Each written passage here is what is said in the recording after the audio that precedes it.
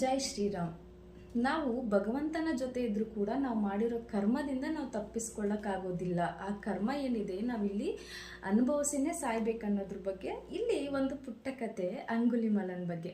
ನಮಗೆಲ್ಲ ಗೊತ್ತಿದೆ, ಅಂಗುಲಿಮಾಲ ಕಾಡಲ್ಲಿ ಹೋಗೋರ್ನೆಲ್ಲ ಸಾಯಿಸ್ತಾ ಇದ್ದ, ಅವ್ರ ಬೆರಳುಗಳನ್ನ ಕಟ್ ಮಾಡಿ ಕೊರಳಿಗೆ ಮಾಲೆ ಮಾಡಿ ಹಾಕೊತಿದ್ದ ಅಂತ. ಅದಾದಮೇಲೆ ಮುಂದೆ ಅಂಗುಲಿಮಾಲನ ಸಾವ ಯಾವ ಥರ ಆಯಿತು ಅನ್ನೋದು ಎಷ್ಟೋ ಜನಕ್ಕೆ ಗೊತ್ತಿರಲಿಕ್ಕಿಲ್ಲ.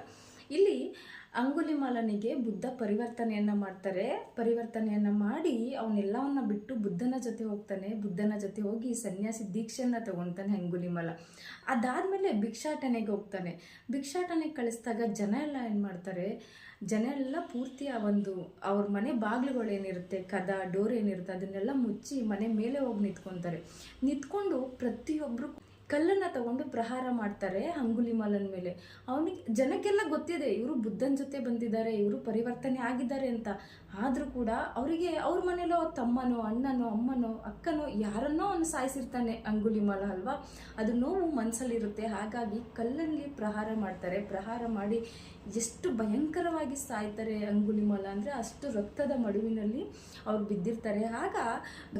ಆಗ ಬುದ್ಧನ ಜೊತೆಯಲ್ಲಿದ್ದಂತಹ ಒಬ್ಬ ಸನ್ಯಾಸಿ ಹೋಗಿ ಬುದ್ಧನಿಗೆ ವಿಷಯವನ್ನು ತಿಳಿಸ್ತಾರೆ. ಈ ಥರ ಅಂಗುಲಿಮಾಲ ರಕ್ತದ ಮಡುವಿನಲ್ಲಿ ಬಿದ್ದಿದ್ದಾನೆ ಅಂತ.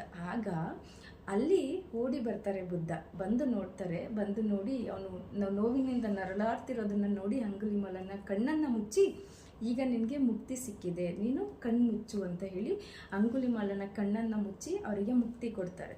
ಯಾಕಂದರೆ ಜನಕ್ಕೆ ಗೊತ್ತಿದ್ದು ಬುದ್ಧ ದೇವರು, ಬುದ್ಧ ಒಳ್ಳೆಯವರು ಅಂತ. ಅವ್ರ ಜೊತೆ ಇದ್ದಾಗ ಎಲ್ಲರೂ ಒಳ್ಳೆಯವರೇ ಅಂತ ಗೊತ್ತಿರುತ್ತೆ. ಆದರೆ ಅಂಗುಲಿಮಾಲ ಎಷ್ಟು ನೋವು ಕೊಟ್ಟಿರ್ತಾನೆ, ಎಷ್ಟು ಜನನ ತಲೆ ಕತ್ತರಿಸಿರ್ತಾನಲ್ವ, ಅದೆಲ್ಲ ಅವ್ರ ನೋವು ಈ ರೀತಿ ಅವನ ಸಾವಲ್ಲಿ ಬರುತ್ತೆ. ಆ ಥರ ರಕ್ತದ ಮಡುವಿನಲ್ಲಿ ಅಂಗುಲಿಮಾಲ ಸಾವನ್ನಪ್ತಾನೆ. ಹಾಗಾಗಿ ಬುದ್ಧನ ಜೊತೆ ಇದ್ರೂ ಕೂಡ ಅಂಗುಲಿಮಾಲನ ಸಾವು ಆ ಥರ ಆಯಿತು.